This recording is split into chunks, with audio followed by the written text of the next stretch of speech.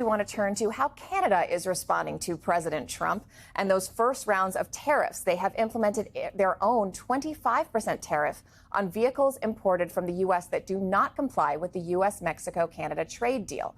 America's closest ally was not on the list of countries impacted by this latest round of Trump tariffs last week, but Canada's foreign minister says the U.S. relationship will never be the same. Here are the remarks from Prime Minister Mark Carney.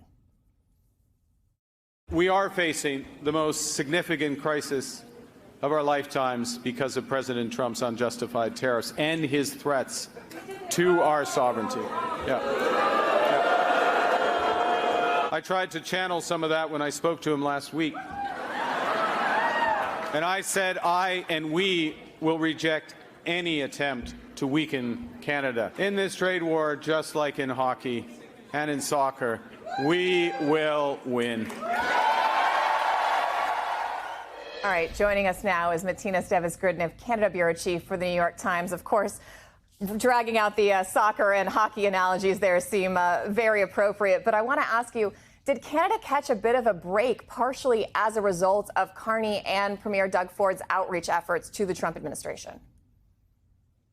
I don't know who made that happen. I think in part it is because the administration has different plans and different thoughts about free trade or free-ish trade in North America.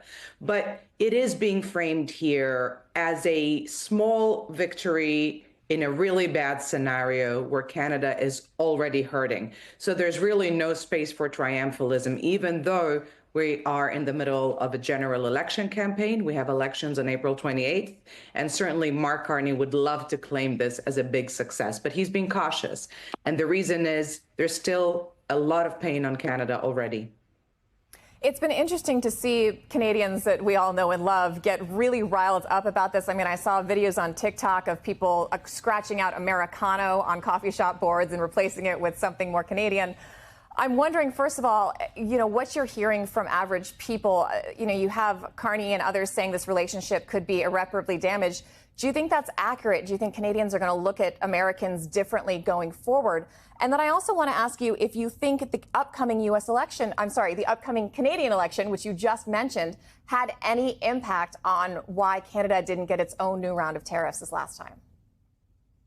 Well, first of all, what is the average Canadian thinking? Obviously, we're not in everyone's minds, but we do know, and in part because of opinion research pertaining to the election, that people are really thinking about the United States, the relationship with the United States and the impact with the United States and the impact President Trump's tariffs and his overall attitude toward Canada have had on the sort of popular mind here. People certainly understand, even if they're not sort of, panicked, and a lot of people are, let me tell you, even if they don't belong in that category, I think the average person is really aware that what's happening in the United States right now, what it's doing to the U.S.-Canada relationship can be really damaging for Canada. And it's with that in mind that people will be heading to the polls in a few weeks.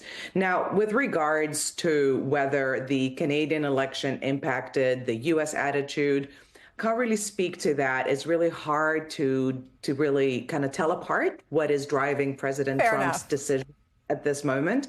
That being said, we do see President Trump spoke with Carney. We did see a change of tone in the way he spoke about that conversation. He was much more sort of professional than he had been with Mr. Carney's predecessor, Justin Trudeau, whom we know Mr. Trump did not like. He made no secret of that. So there is also a feeling of a brewing reset. But Mr. Carney has been quite frank, I think, with Canadians. In fact, he has said that himself. He said, I'm not going to sugarcoat it. We're going through a tragedy. What's happening with the United States and its role in the world as a trading partner is a tragedy. It is also our new reality. And very quickly, before I let you go, I want to ask you about this. Canada's Border Service Agency has started collecting a 25% surtax on U.S.-made goods coming from the U.S. into Canada. Now, that applies even to travelers who, went and bought stuff and are bringing it back from their trips. How do you enforce that? And do you think that's really sustainable for either side? It's a really interesting question. We do know that it's long been this pride point that the border between the U.S. and Canada is the world's longest unprotected boundary. And so that now will need to be staffed extremely heavily in order to long-term maintain those kinds of restrictions and interventions at the passage, and that traffic goes back and forth so many times a day. However, I do believe that the Canadians are finding an opportunity to make a point and to say, look, we're a sovereign country. This border is a thing. It exists. And if you are putting tariffs and restrictions on our people and our goods, we're going to have to do the same. Okay. Thank you so much. We're going to have to leave it there. We appreciate it.